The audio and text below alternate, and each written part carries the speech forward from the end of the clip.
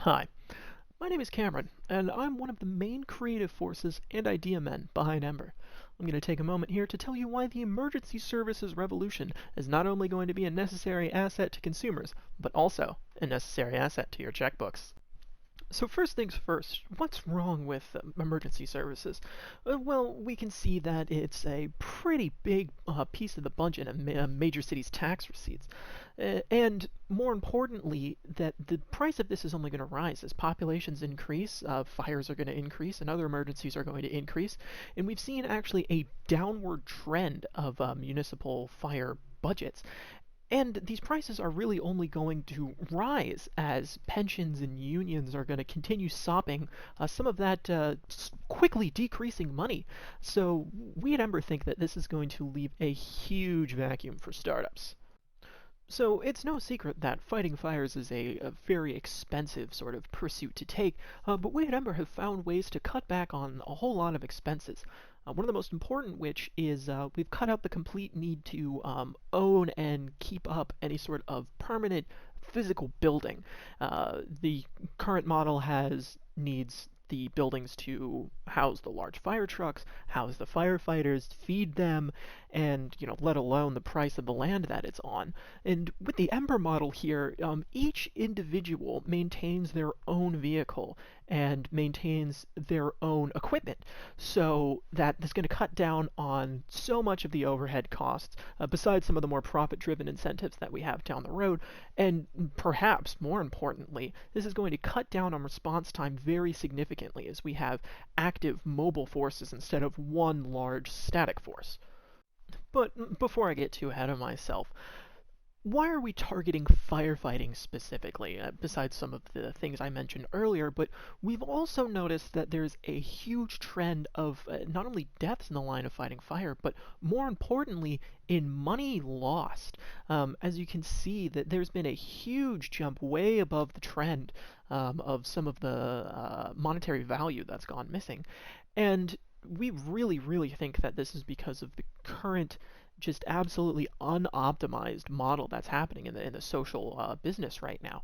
And we really think that we have a lot of ways, as mentioned before, and I'll go into here, to really cut back on this monetary and life lost. So let's take a moment to look at the total pie here. In the top 50 fire departments across the U.S. alone, we are already dealing with a $20 billion plus dollar market. So this total addressable market is not even talking about the total displacement of department budgets. This is just a partial displacement. Private firefighting here is just a complete blue ocean. There's so few on the market, only contracted by insurance companies. We at Ember are going to cut out the middleman completely and add direct and on-demand firefighting service to the market. So let's take a quick look at the current model. In this loop, there's just too many hops, and each hop is going to result in not only delays, but also inaccuracy. A more direct route that relies on only verbal description of the situation is going to cut back on a lot of these delays, and suburban and rural areas with funding cutback is really only going to add to these delays, as less money is going to equal less efficiencies. A direct relay to privatized services would not only be more correct, but more efficient as well. With a software model and proper user interface, we can get even more accurate data sent to the responders. Centralized locations are detriment to a flexible fire force, as I mentioned earlier, and with eliminating dispatch, we can completely take out the delay entirely. The bilateral review of e-hail, both sides are held accountable. So let's take a look at our proposed Ember model here. So these private services can not only prioritize lives, but also property. The user has more wherewithal to prioritize exactly what is valuable to the Ember responder. And the Ember linkage with insurance network is a key one. You get more accurate filing via the app, and you no longer need to then separately call insurance. The Ember responder can also double as an unbiased claim filler.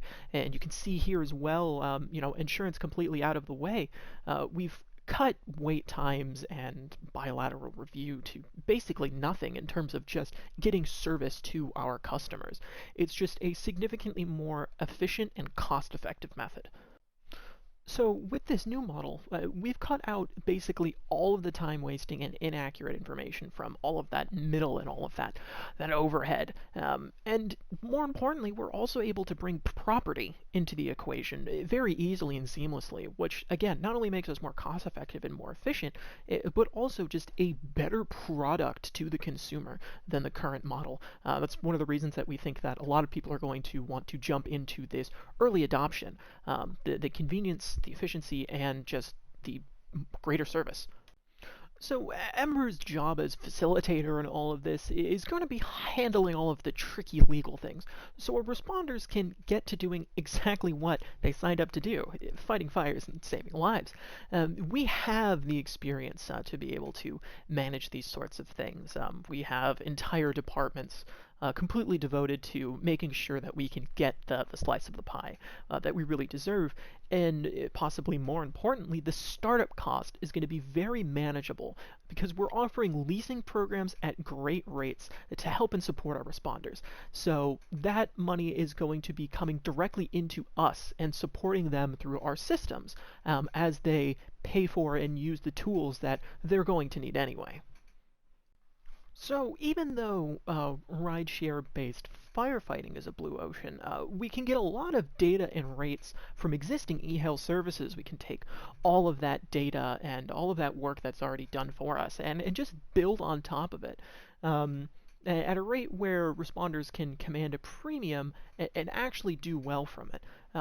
We can, of course, flex these rates based on all sorts of different values, and more importantly, on some of the more expensive properties are going to tend to be larger and house less people. So the rates and charges are going to go up for that, not only because of the increased work and value, but also because of the increased ability to pay.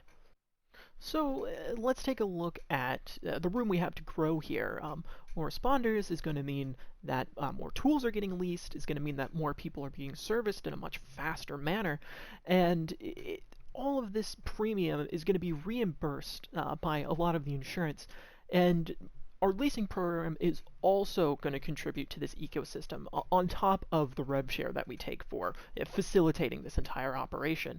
So the entire thing is just going to continue to feed into itself, and the profit is just going to come off the top as we can move into greater advertising. We don't have to worry about building infrastructure just to supply, and that supply of tools and responders, because these sorts of situations have been happening for thousands of years and are going to continue to keep happening at greater rates as population rises. So it's a nearly limitless well, and as many people as we can get to sign on and start making money, just the more is going to come out into all of our pockets. So I'd like to provide some of my closing thoughts over one of our proposed advertising pieces to really, bring people on the low price and abilities. And this is just a market that has so much room in it. And more importantly, with the advent of modern technology and the abilities and ways that we're all connected, um, firefighting can really turn into a greater service for everyone. We don't have to rely on entire government organizations making sure that taxes are allocated correctly. We don't have to worry about all of the overhead and all of the history and all of the combination of things that have just slowed down the regular system so much. Ember is faster, more efficient, more profitable, and just has more ability to do more for not only our contractors, but also for our customers. So thank you very much for listening, and I hope that you all decide to invest in Ember and come along with us in this magnificent journey.